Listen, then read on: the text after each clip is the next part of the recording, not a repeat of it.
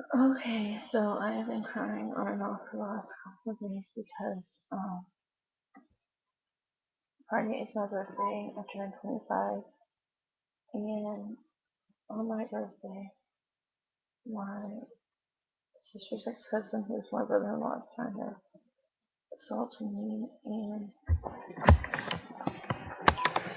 I was wanting to press charges because, it's so weird. Sometimes after you get older, you start feeling stronger. Like, I can do this. This happened when I was 16 years old. And I started feeling like, well, I can do this. I'm ready. When I was younger, I was too scared.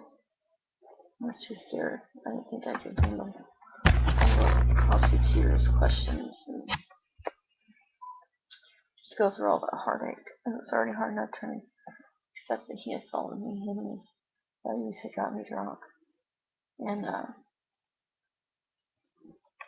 my sister was at work. And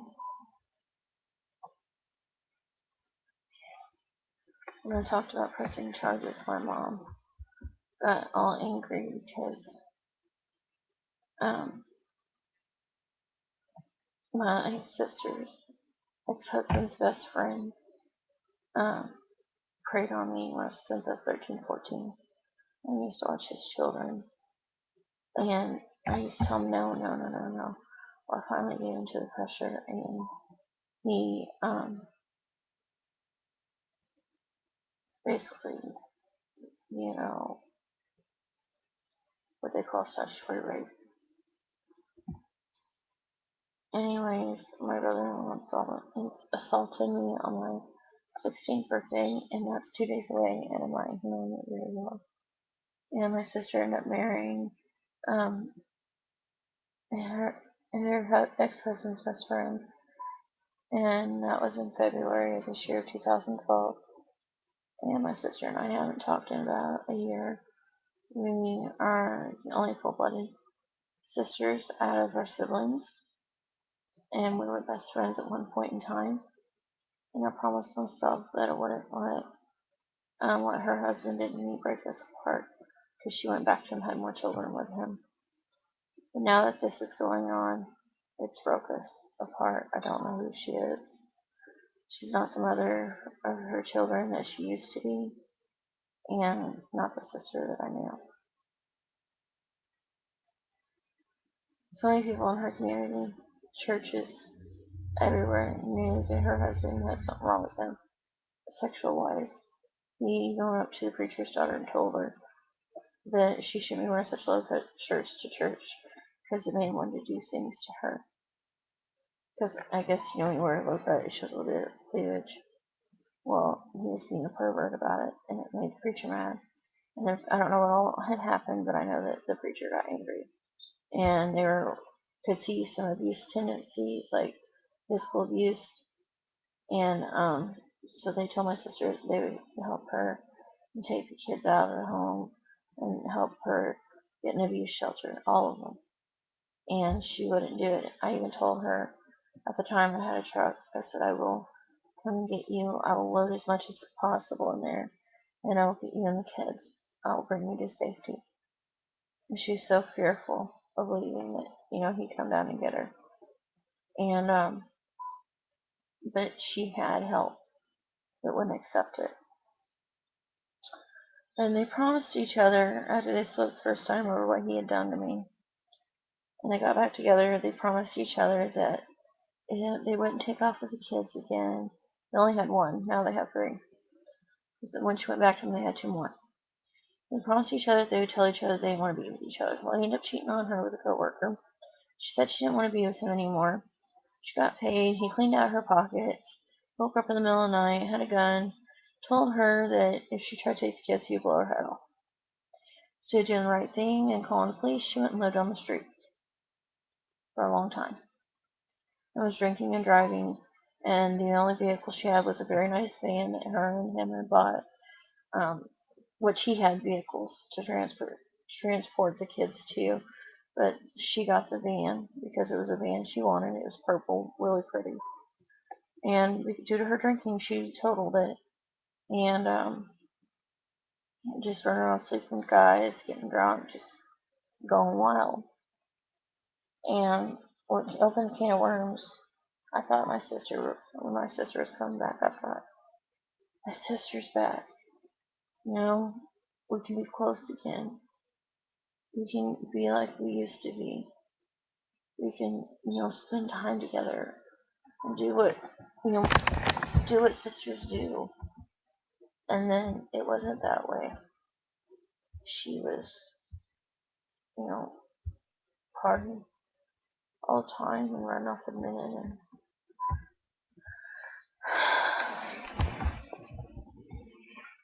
anyways, what opened a can of worms, like I was saying, was his best friend had been preying on me since I was 13, 14 years old. And, sorry, I got cotton mouth messing on. I kept saying no and kept saying no and kept saying no. Finally, I said yes because I could just pressure. I shouldn't have done it. If I could go back and do it all again, I would not do it. I really wouldn't. But I was 16 years old. And it was just really hard. And my parents weren't the people I could go talk to. I was abused by past boyfriends. I had black eyes and stuff, and they never thought nothing of it. I was starved on and off, and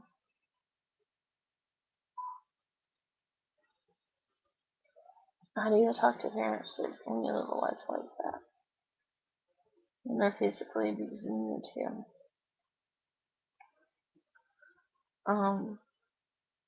Anyways, my sister has now married the second perpetrator. In February of this year, 2012.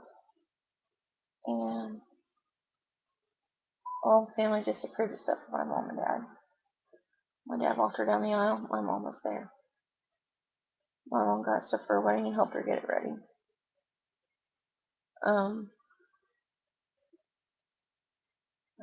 It's just sick.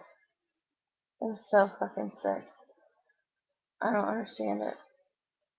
My mom said, well, not all girls are greenhorns, basically. She's saying, well, not all girls are stupid and they know what they're doing. Well, you know what? When you're put in a situation like I was, you have two fucking men preying on you or assaulting you after you pass out because they have give you drink after drink after drink, and I'm not kidding you. That fridge was full. I'm not joking.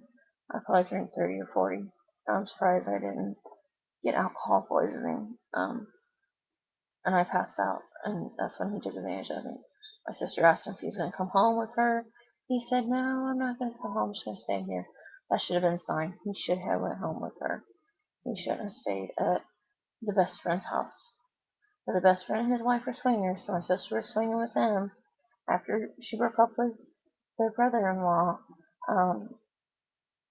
After all this that she found out, well, she used the excuse that she didn't think mom wanted her in the house, so she had to go back to the brother-in-law at the time. Well, she finally got divorced, and that's when he, threatened to blow her head off and blah, blah, blah. And she was whoring around and whatnot. Well, then that guy became part of the picture, the best friend. And then they got married. Me and my sister got into it about that. We haven't talked in like a year. I wanted to press charges on both men. My mother was coming to my house trying to threaten me about, oh, I'm going to tell them this, I'm going to tell them that. And we're like, good, you should. And she's, you guys just want me to go to jail. You just want me to go to jail. And it was because the police officer had asked me, well, why didn't your mother file a police report over this? And I just said, I don't know. She hotlined it, but I was afraid if I told that I had slept with a best friend after being pressured so much that they would beat the shit out of me, my parents would. And so my brother-in-law called and threatened me and said, I'm going to tell about you and him. And so he said, if you don't agree to lying about what I did to you, then that's what I'm going to do. So I agreed to lie. I covered him up on what he had done. And the caseworker said, well, she can't talk to me, so very next thing to do, investigation's over. I have till I'm 28 years old, and I don't think anything's ever going to happen. And a year is all he would get in prison at most. At most. He might get probation if I'm lucky. And he's still allowed to be around his children even though he's a sick pervert. Which I told the police officer I thought was wrong. It's just the laws. It's not the police officer's fault, but it's the laws, and it does bother me. Because he knows if he's doing it to his children too. And I want to protect them, but I have no rights. Because I am their aunt. And I have brought things up about it in therapy, hoping that something would be reported. And it didn't. It didn't.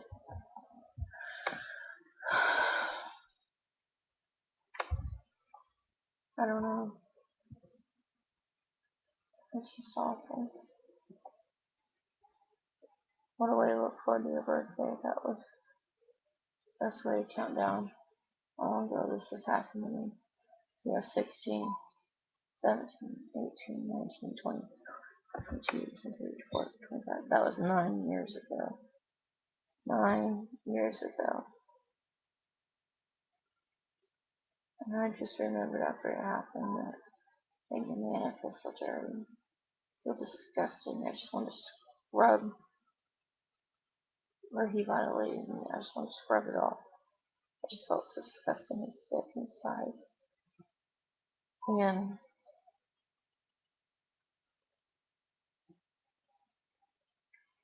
with my birthday for a couple of years, it was really hard. And now that my sister has opened this can of worms again and not cared about me or her children, I am having a hard time doing this year. I always do anyways because no one in the family acts like they care. No one.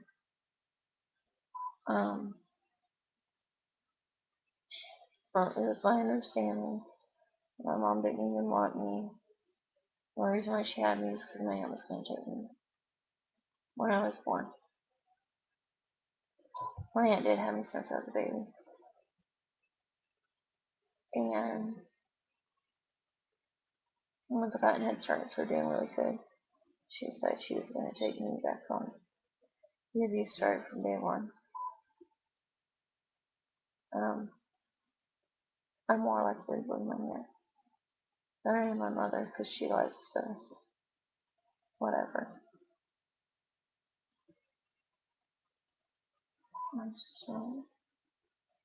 I have a hard time trusting people or keeping people in my life because of the abandonment and just everything. I don't know, guys. It helps me feel better to talk about it, but like I'm just so. Excuse me. I'm just so depressed about it. What is there to say? What is there to do? You know, family's against you, and you don't know your own sister anymore.